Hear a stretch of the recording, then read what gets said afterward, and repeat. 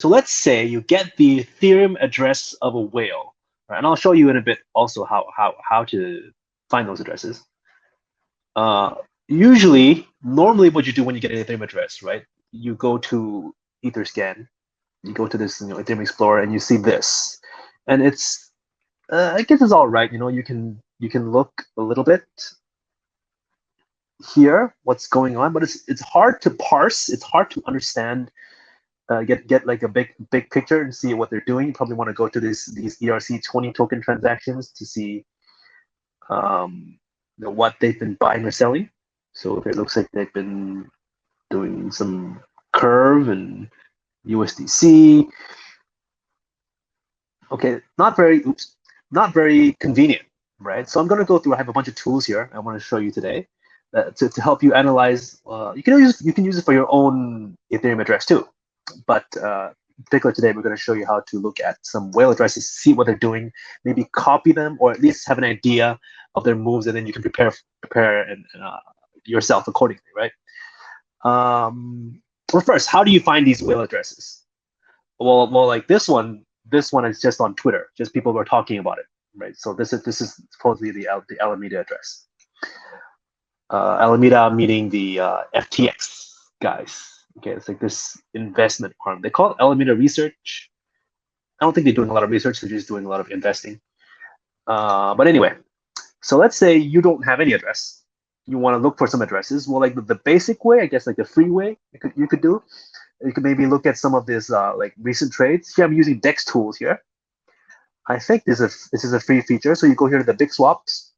This is on Uniswap, and maybe you find something that some recent trades that were like really high value. This is $100,000. Let's see what's happening there. So maybe you can go to that transaction and see the address that did it.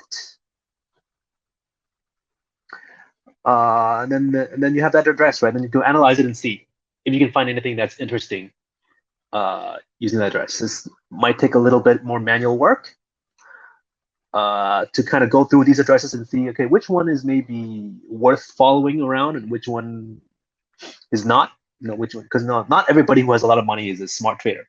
Okay, but you assume that if they've had it and they're able to keep it, they're probably doing something smart with their money. Okay, if you have some more funds, or if actually you can do a free trial, there is this tool called Nansen.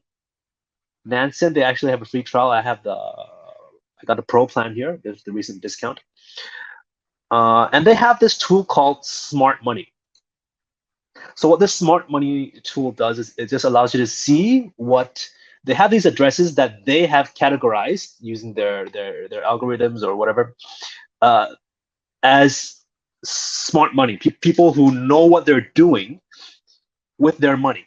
So you can actually look at let's say these recent this is not past 24 hours. Okay, let me try refreshing. Maybe it needs a refresh.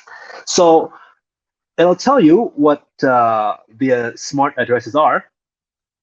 And then, for example, this one is called Smart LP. So this guy enters a lot of liquidity pools and supposedly does it in a smart way. So it's Smart LP. This one is the Alameda address.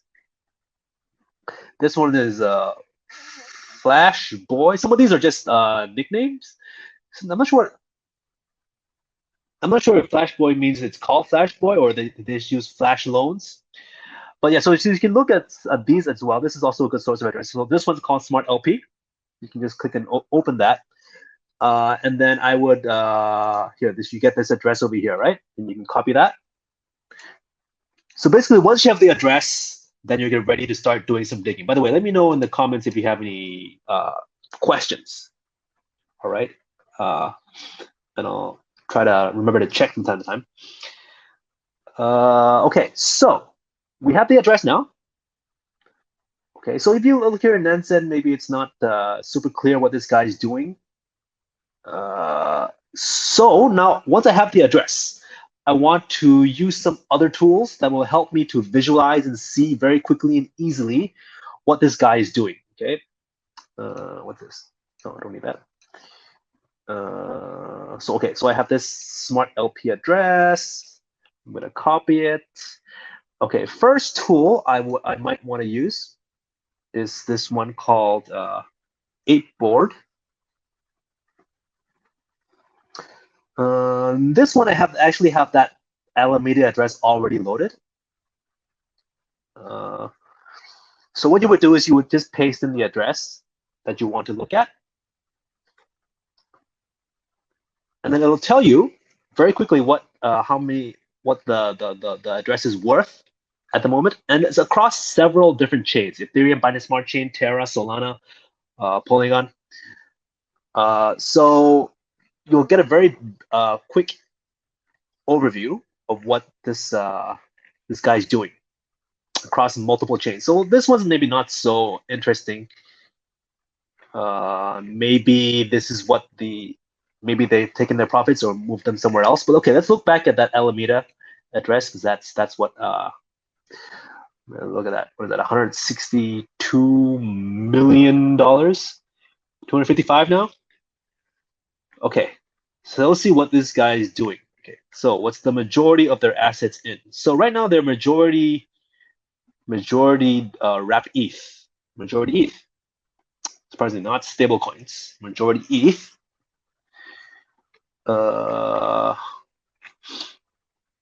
Stable coins only actually very like the 20% stable coins and 40% ETH. Okay, so maybe you might want to balance your portfolio based on what this Alameda address is doing. Maybe. But you'll notice what I notice what whales tend to do is, because they have so much money, they might not manage their funds the same way where you and I might do with like $1,000, right? This guy has $200 million, $300 million. So they won't hold a lot of these risky alts. Okay, you won't see Alameda holding 90% Shiba. Not going to happen. Okay, so what they do is the majority of what they hold is going to be majors or pretty well-known coins. Okay, let's keep going down. So over here now you can see asset allocation. This is where the different places that their funds are deployed, either just sitting around or farming or staking or whatever. So here, if you don't know where to farm, okay, this gives you an idea where to farm, right? This is mostly on SushiSwap, which is more well recognized, more well known. MDEX, I think, is the Huobi smart chain. Adamant. So these are the guys that were complaining that Alameda was dumping their coins. Quick swap, SushiSwap again. I think maybe this is on a different. This is on Polygon, I'm assuming, and then some other chains. Okay, so if you don't know where to farm, get that whale address, and you can find some ideas of places to look for where to farm, right? And you can see here chain allocation. Okay, what chains are they mostly farming on? So these guys are farming mostly on Polygon. This address is not okay. Just because it's not on Solana. Okay, this is Alameda research, so I'm sure they're farming something on Solana, but maybe just this address is not linked to. I mean, you have to add actually a different address. Solana is not the same as an ETH address. I only have the ETH address here. They probably have a different Solana address, so we can ignore that. So Polygon mostly, right? Not so much Ethereum.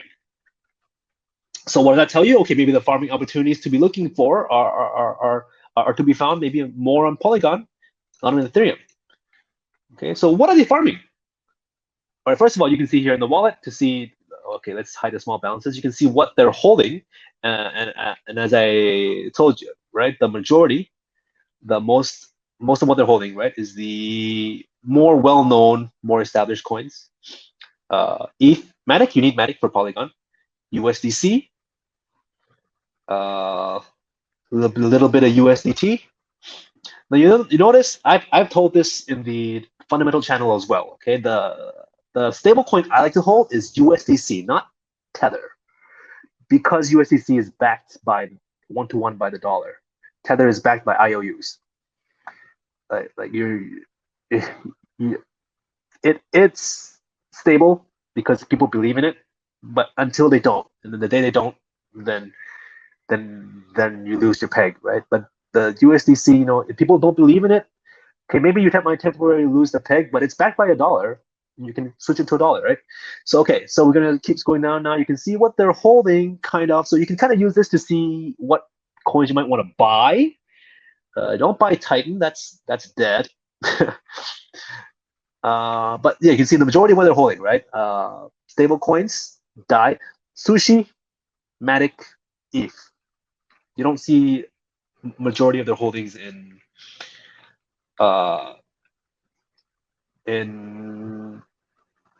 risky altcoins. Okay. All right. What are they doing on SushiSwap? You can see here. What do they have on SushiSwap? They have these liquidity pools, all major pairs. So it's Link ETH, and then a lot of ETH and Bitcoin, ETH USDC, ETH DAI. So these are all ETH and stable coins, and then just stablecoin. So you could do that with your money. You can see here the APR as well. APR is not that high, but it's a safe place to park your money, SushiSwap, and Alameda thinks so too, apparently. So this is what they're doing. So this is what you can do with your profits as well. Park them, put them into the majors that you can hold long term, and put them in some low risk pools there. For example, on SushiSwap, you can earn a little bit of interest. Why not? Safe, right? Let's see here on MDEX. So this is the Huobi ecosystem. What are they doing here? BNB, USDT. I think it's Huobi. They might be on different chains now. Yeah, they might actually be on Binance Smart Chain. Let me check. If there's BUSD, might be on Binance now. Okay, SXP. So again, right? Litecoin, Ripple, really? Yeah. So you can see they're mostly well-known, established coins, right? Dot, Polkadot, yeah. BCH, okay. But you won't find like a 100 to 200 altcoin here most of the time with Alameda. And here you have the Adamant.